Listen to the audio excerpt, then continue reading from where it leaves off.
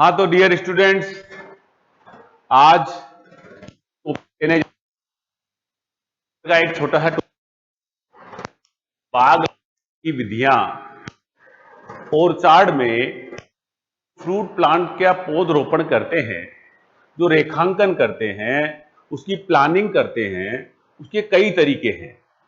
और उन तरीकों में कौन सा तरीका बढ़िया रहता है, वो किस प्रकार से आपका रेखांकन किया जाना चाहिए। पौध रोपण से पहले पहले पूरे ओरचार्ड का, उस खेत का प्लानिंग तैयार की जाती है, पूरी रूपरेखा तैयार की जाती है, क्योंकि फसल उगाने में और फल वृक्षों को लगाने में बहुत अंतर है। देखो, फसल उगाने में तो क्या होता है कि 6 महीने में फसल हो जाती है, 3 महीने में, 4 महीने में फसल हो जाती है, एक सीजन में पूरी हो जाती है। लेकिन फल वृक्षों को रोपने के बाद आपको 10 साल 15 साल तक वो फल जो है आपको पैदावार देते रहते हैं और लंबे समय तक चलते हैं। इसीलिए पूरी प्लानिंग के साथ, पूरे रेखांकन के साथ पौध रोपण करना अति आवश्यक है। तो जो पौध रोपण करने की जो विधियां हैं, उसके बारे में आज हम चर्चा करने वाले हैं। आज जो अपन कोई भी जो आपका फील्ड है जिसमें ओरचार्ड लगाया जाना है, उसका रेखांकन किया जाना जरूरी है। उसमें जो है कितने पौधे लग सकते हैं, उसकी जो है सीमा रेखा से कितना अंदर पौध रोपण आरंभ करना चाहिए, कितनी दूरी पर पौधे लगाए जाने हैं, ये सब अलग अलग फल वृक्षों में अलग अलग होता है। और उन सब चीजों को कंसीडर करके हम आज लेंगे बाग लगाने की विधियां, ओरचार्ड में पौध रोपण की विधियां। और सबसे पहले और जो विधि है वो वर्गाकार विधि आती है एक, जिसके द्वारा खेत में पौधों का रोपण किया जाता है। वर्गाकार विधि को लेंगे उसके पहले देखो, आपकी जो बाउंड्री है, खेत की जो सीमा होती है, मेड़ होती है, उस मेड़ से आपको 5 मीटर जगह छोड़नी पड़ेगी, उसके बाद पौध रोपण आरंभ करना होता है। क्योंकि अगर सीमा पर ही पौध लगा देंगे तो वो जो है आधा फल वृक्ष, जब उसकी विकास होगा, वृद्धि होगी, तो आधा पौधा आपके पड़ोसी की सीमा में जा सकता है, जो आपको समस्या पैदा कर सकता है, पड़ोसी को भी उससे एतराज हो सकता है। इसीलिए सीमा को छोड़कर 5 मीटर बाद से आप पौधरोपण आरंभ करते हैं। जो जितनी भी सीमा होती है खेत की, उसके 5-5 मीटर दूरी छोड़कर पौधों का रोपण किया जाता है। तो एक चीज तो ये चीज है कि आपको पौध रोपण सीमा से 5 मीटर छोड़ के रखना है। कितना है? 5 मीटर। ये चीज आपको ध्यान रखनी है भैया, 5 मीटर ये चीज आपको याद रखनी है। 5 मीटर की जगह छोड़नी है बाउंड्री, वायु रोधक पट्टी से या सीमा से या बाड़ से। अब अपन एक एक करके विधियां लेंगे और सबसे पहली विधि है उसमें वर्गाकार विधि। वर्गाकार अपन जानते हैं, स्क्वायर यानी पौधे से पौधे की दूरी और कतार से कतार की दूरी इसमें बराबर रखी जाती है। यह सबसे सरल, सबसे उत्तम, सबसे अधिक प्रचलित विधि है, क्योंकि इसमें जो बीच में सीधी लाइन होती है, पूरे पौधे जो समकोण पर लगे होते हैं, प्रत्येक पौधे को चारों तरफ फैलने के लिए बराबर हवा और प्रकाश और जगह मिलती है। हर पौधे को समान रूप से फैलने की स्पेस मिलता है। आपकी निराई गुड़ाई और आपकी अंतरासस्य क्रियाएं जो करनी होती है वो आसानी से की जा सकती है। और कोई भी कृषि यंत्र या कोई वाहन भी कृषि क्रियाओं को करने के लिए प्रयोग करें तो वो आसानी से आवागमन भी हो सकता है। ये सर्वोत्तम विधि है। दूसरी बात यह है कि ये एक आधार विधि है, मुख्य विधि है। इसके आधार पर ही दूसरे विधियों की तुलना करके पौधों की संख्या का निर्धारण किया जाता है। ऐसा कहते हैं आयताकार विधि में पौधों की संख्या अधिक लगाई जा सकती है। ऐसा कहते हैं त्रिभुजाकार विधि में 15% पौधों की संख्या ज्यादा लगाई जा सकती है। ऐसा कहते हैं पंचवृक्षीय विधि में 81% पौधे ज्यादा लगाए जा सकते हैं। तो इन सब का आधार वर्गाकार विधि है। वर्गाकार विधि से 81% ज्यादा, किससे? वर्गाकार विधि से। कुछ पौधे 15% ज्यादा पौधे लगाए जा सकते हैं त्रिभुजाकार विधि में, वर्गाकार विधि से। मतलब यह है कि इन पौध रोपण की जो विधियां हैं उनका आधार विधि कौन सी है? वर्गाकार विधि है, स्क्वायर विधि है। सरल, सबसे उत्तम, सारे पौधों को समान रूप से विकास करने की जगह मिलती है, सस्य क्रियाएं आसानी से हो सकती है। अब इसमें यह है कि आपको पौधों की संख्या निकालने का भी इसमें एक जो आपको आना चाहिए फॉर्मूला है इसका, एक हेक्टर में कितने पौधे लगाए जा सकते हैं। बहुत आसान तरीका है, देखो इसको मैं बता रहा हूं। एक हेक्टर में कितने पौधे लगाए जा सकते हैं। तो एक आपको क्वेश्चन दिया यहां पे दे रखा है, आम का पौधरोपण किया जाना है, 10 मीटर उसकी पौधे से पौधे की दूरी और 10 मीटर ही कतार से कतार की दूरी रखी है, तो पौधों की संख्या बताइए। संख्या ज्ञात करने का फॉर्मूला दे भी रखा है, देखिए इधर देखिए, पौधों की संख्या ज्ञात करने का तरीका, पौधों की संख्या, इसका फॉर्मूला होता है क्षेत्रफल बटा पौधे से पौधे की दूरी, प्लांट टू प्लांट की दूरी कह सकते हो, और लाइन टू लाइन की दूरी कह सकते हो, या रो से रो की दूरी कह सकते हो आर। तो पौधे से पौधे की दूरी और लाइन से लाइन की, और क्षेत्रफल। एक बात तो यह बता दूं आपको मैं, कभी भी कोई समीकरण इस प्रकार की होती है तो उसकी यूनिट का हमको ध्यान रखना होता है, दोनों की यूनिट एक समान होनी चाहिए।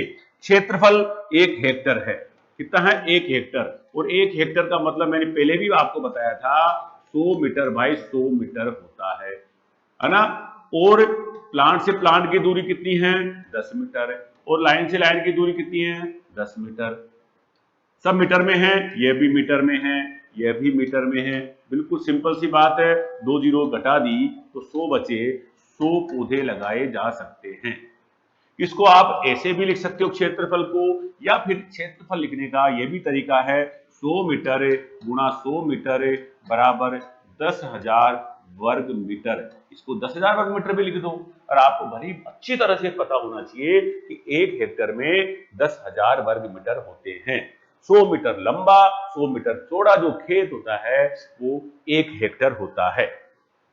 ठीक है, इस प्रकार से पौधों की संख्या निकाली जा सकती है। अब आयताकार विधि में भी निकाली जा सकती है, वही सिंपल तरीका है। आयताकार विधि में अगर कोई क्वेश्चन आपसे पूछे, साहब पौधे से पौधे की दूरी 10 मीटर है, कतार से कतार की दूरी 10 मीटर है, और पौधे से पौधे की दूरी 8 मीटर है, तो पौधों की संख्या 1 हेक्टर में कितनी होगी, वही सिंपल 10,000 में भाग दे देंगे, इसका निकल जाएगी पौधों की कितनी हो। आपको क्षेत्रफल लिखना है जितना पूछे, और उसका लाइन से लाइन और पौधे से पौधे की दूरी अंकित कर, इससे पौधे की संख्या आसानी से निकाली जा सकती है।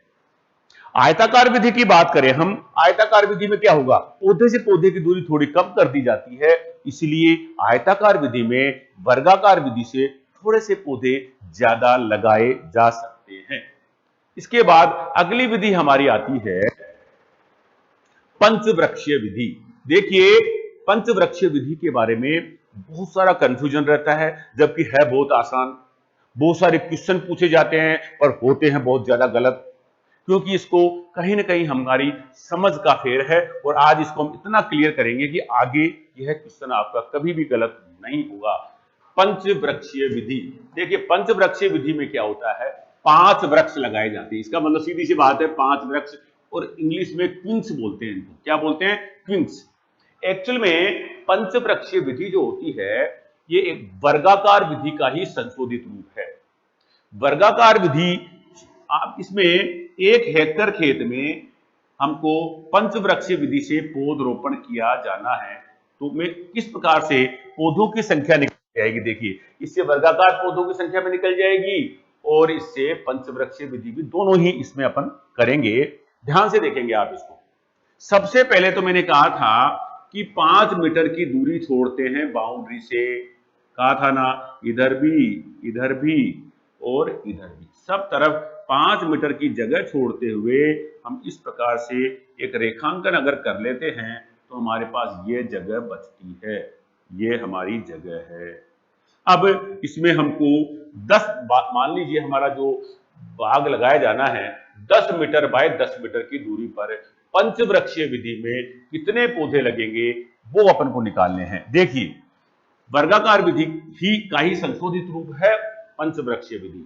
कैसे लगाएंगे, 10 बाय 10 की दूरी पर आप काउंट करेंगे, 1 पौधा, 2 पौधा, 3, 4, 5, 6, 7, 8, 9 और ये 10, ये 10 पौधे हमने इस प्रकार से लगा दिए। ऐसे ही 10 इधर लगा लेते, देखो 2, 3, 4, 5, 6, 7, 8, 10।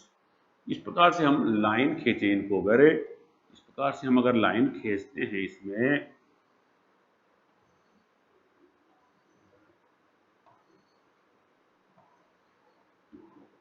ऐसे ही लाइन को जब मिला देंगे, जो अपने पॉइंट बनाया इसकी मिला देंगे,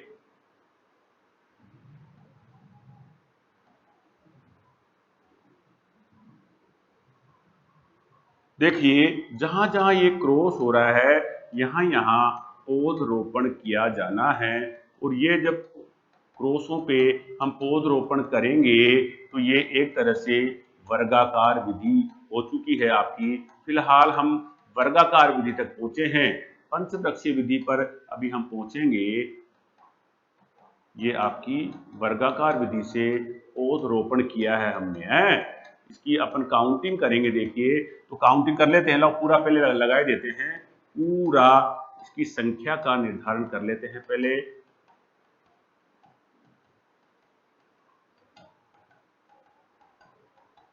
देखिए वर्गाकार पंचवृक्षीय विधि एक वर्गाकार विधि का ही संशोधित रूप है, ये हम चर्चा कर चुके हैं। अब हम पहले वर्गाकार विधि पे पौधरोपण करेंगे, उसके बाद उसको पंचवृक्षीय में कैसे परिवर्तित करेंगे। देखिए ये आपकी वर्गाकार विधि से 10 मीटर बाय 10 मीटर की दूरी पर हमने जब पौधरोपण किया, 5 मीटर जगह छोड़ दी है हमने, ये पूरी 100 मीटर जगह ही तो है। ये 1 हेक्टेयर का मतलब क्या है भैया, 100 मीटर ऐसे और 100 मीटर ऐसे, इसको ध्यान से देखिएगा आप। अब पौधों की संख्या में गिन रहा हूं, देखो 1 2 3 4 5 6 7 8 9 10, 1 2 3 4 5 6 7 8 9 10, है ये 10 ऐसे 10 ऐसे, 10 गुना 10 पूरे 100 पौधे लग गए भैया। ये 100 पौधे हमारी वर्गाकार विधि से लग चुके हैं 10 मीटर बाई 10 मीटर की दूरी पर। अब हमको इसको पंचवृक्षीय क्या होता है, पंचवृक्षीय विधि में क्या है, जो वर्गाकार विधि में पौधरोपण कर देते हैं, उसके बाद उन चारों के बीच में यहां पर भैया सेंटर में, सेंटर में ये सेंटर में दिख रहा है, सेंटर पेन थोड़ा सा कर रहा है, सेंटर है इसका, यहां सेंटर में एक पूरक पौधा सप्लीमेंट्री पौधा, एक फिलर प्लांट लगाते हैं भैया, फिलर प्लांट का रोपण किया जाता है। देखिए आप, ये है बीच का फिलर प्लांट, जिसको पंचवृक्षीय विधि हो जाएगी। यहाँ पहाड़ जो फिलर प्लांट होता है भैया, ये अस्थायी पौधा है, ये स्थायी पौधा नहीं है। इसको कुछ समय के लिए ही रखा जाता है। जब मूल पौधे पूरे विकसित हो जाते हैं तब इन पौधों को हटा दिया जाता है। ये कम अवधि के कम बढ़ने वाले पौधे होते हैं, ऐसा नहीं मूल पौधों से अलग होते हैं भैया। इस प्रकार से देखिए, अब इनको काउंट करते हैं। 100 पौधे तो आपके मूल पौधे हो गए थे भैया, 100 पौधे तो वर्गाकार विधि से हो गए थे। अब इनको काउंट करते हैं, देखिए आप तो काउंट करेंगे, एक इसको क्यों नहीं आ रही, 1 2 3 4 5 6 7 8 9, 9 तो 6 लगे, इसे काउंट करते हैं, 1 2 3 4 5 6 7 8 9, 9 इधर लगे हैं पूरक पौधे और 9 इधर है, पूरे को काउंट करेंगे तो ये हो गए भाई 9, 9 गुणा 9 करेंगे तो कितने हो गए, 81। इस प्रकार से हमारे पास पौधों की संख्या हो गई कुल 181, यानी कि कितने पौधे एक्स्ट्रा लगे भैया, 81% पौधे एक्स्ट्रा लगे हैं। कौन सी विधि में, पंचवृक्षीय विधि में 81% पौधे एक्स्ट्रा लगते हैं। इस प्रकार से आपका ये रेखांकन है पंचवृक्षीय विधि का। और बातें हमने चर्चा करी, देखो एक तो 81% पौधे ज्यादा लगते हैं, बीच में पूरक प्लांट लगाया जाता है, ये जल्दी बढ़ने वाले होते हैं, पपीता केला फालसा अनानास आदि जो इसके एग्जाम्पल है, कुछ समय के लिए लगाए जाते हैं। छोटे बढ़ने वाले, कम पपीता है केला है फालसा है अनानास है, ये कम वृद्धि करने वाले कुछ समय के लिए लगाए जाते हैं, बाद में इनको हटा देते हैं। जब मूल पौधे पूरे विकसित हो जाते हैं इनको हटा देते हैं। तो एक बात यह हो गई कि 81% पौधे ज्यादा लगे भैया कौन सी विधि में, पंचवृक्षीय विधि में। इसके बाद आएगी आपकी त्रिभुजाकार या षटभुजाकार विधि। त्रिभुजाकार या षटभुजाकार विधि में 15% पौधे ज्यादा लगते हैं। उसका अपन अब उसको लेंगे। अब देखिए आप किस प्रकार से त्रिभुजाकार या षटभुजाकार विधि में पौधरोपण किया जाता है, उसको भी करते हैं अपन। देखिए इस प्रकार से 100 मीटर 1 हेक्टर ले लेते हैं, 100 मीटर ऐसे और 100 मीटर ऐसे, वही 5 मीटर जगह छोड़ते हुए हम रेखांकन करेंगे। ये देखिए आप, दो दूरी कम हो सकती है, अब इसको सीखने के लिए कोई बात नहीं, कम कर दी मैंने। 1 2 3 4 5 6 7 8, कोई नहीं, आपके पास 800 मीटर भी जगह हो सकती है, 1 मीटर छोड़ के। और अब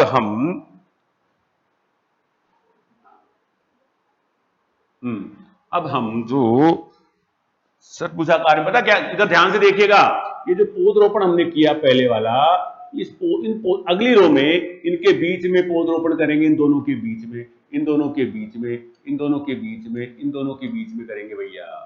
ठीक है, फिर वापस इस अगली लाइन में इसके सीध में, इसके वही सीध में करेंगे। ठीक है, इस प्रकार से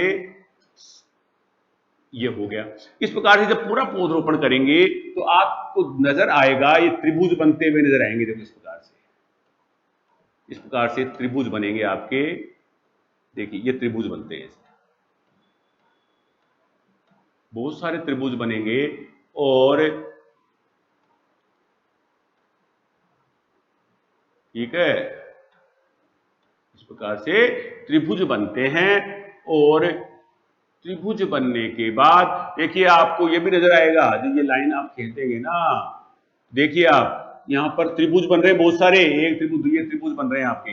इसके अलावा आपको कुछ इस प्रकार की आकृति भी दिखाई देगी। ये देखिए आप, ये क्या नजर आ रहा है आपको, ये षटभुज भी नजर आ रहा है, इसमें षटभुज भी नजर आ रहा है और त्रिभुज भी नजर आ रहे हैं, त्रिभुज नजर आ रहे हैं और षटभुज भी नजर आ रहा है। इसीलिए इस विधि को त्रिभुजाकार भी कहते हैं, त्रिभुजाकार भी कहते हैं और षटभुजाकार भी कहते हैं। और इसमें 15% पौधे वर्गाकार विधि से अधिक लगते हैं। कितने परसेंट पौधे ज्यादा लगते हैं?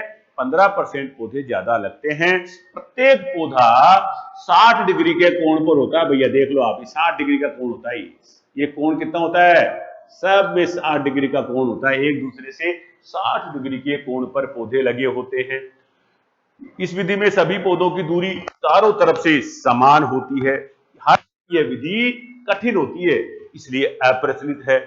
इसमें षटभुज भी नजर आ रहा है, कठिन है। इसमें अंतरशस्यीय क्रियाएं करना, ट्रैक्टर चलाना और निराई गुड़ाई करना बहुत मुश्किल इस विधि में, तो सीधी लाइनें तो है नहीं।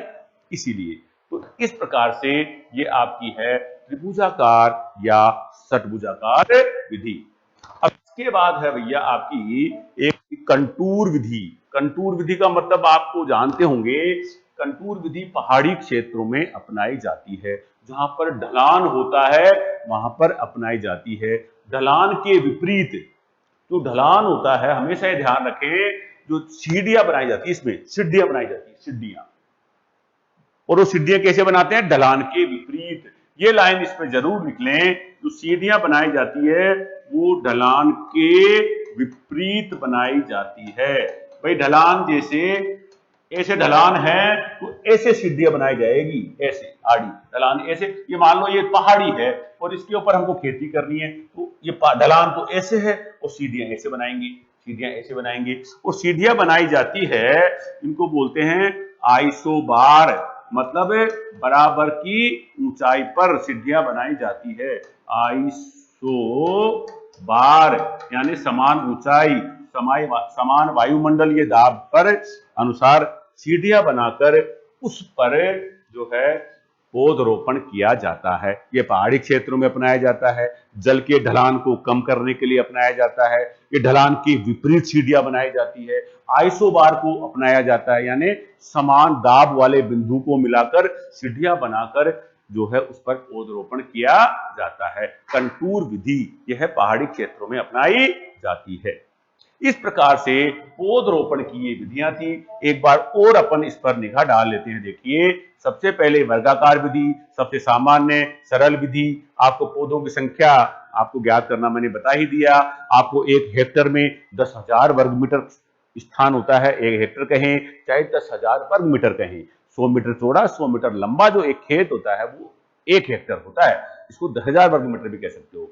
इसके बाद आयताकार विधि। आयताकार विधि में कुछ पौधे ज्यादा इसलिए लगते हैं, वर्गाकार के समान ही है वो, परंतु उसे पौधे से पौधे की दूरी थोड़ी कम कर देते हैं, तो आयताकार विधि हो जाती है। पंचवृक्षीय विधि में वर्गाकार विधि होती है, उसके अंदर 4 पौधों के बीच में एक पूरक पौधा और लगा देते हैं, और इसमें 81% पौधे ज्यादा लगते हैं। कई बार इसको कहने में आता है 2 गुने पौधे लगते हैं, ऐसा भी कहने में आता है। 81% को 2 गुना भी मानते हुए कई जगह 2 गुना शब्द काम में लिया जाता है। त्रिभुजाकार विधि को षटभुजाकार भी कहते हैं, इसमें त्रिभुज भी बनते हैं और षटभुज भी बनते हैं। सारे के सारे पौधे एक दूसरे से बराबर दूरी पर होते हैं, सारे के सारे पौधे एक दूसरे से 60 डिग्री के कोण पे होते हैं। कितने कोण पे होते हैं? 60 डिग्री के कोण पे होते हैं। और ये विधि ज्यादा उचित नहीं है, क्योंकि इसमें अंतरासस्यीय क्रियाएं करने में कठिनाई होती है। कंटूर विधि में क्या है? कंटूर विधि ढलान के विपरीत सीढ़ियां बनाकर बनाई जाती है। इन सीढ़ियां जो बनाई जाती है आइसोबार, मतलब समान ऊंचाई वाले बिंदुओं को मिलाकर बनाई जाती है। इसमें ढलान की विपरीत इसलिए बनाई जाती है ताकि जल के बहाव को कम किया जा सके, और सारी क्रियाएं भी ढलान के विपरीत ही की जाती है। सीढ़ियां बना ली तो जो जुताई करेंगे वो भी ऐसे ढलान है तो इसके विपरीत जुताई करेंगे, और ये पहाड़ी क्षेत्रों में अपनाई जाती है। ये था आपका बाग लगाने की विधियां। ये आपका टॉपिक आज यही खत्म होता है। अगली क्लास में मिलेंगे अपन।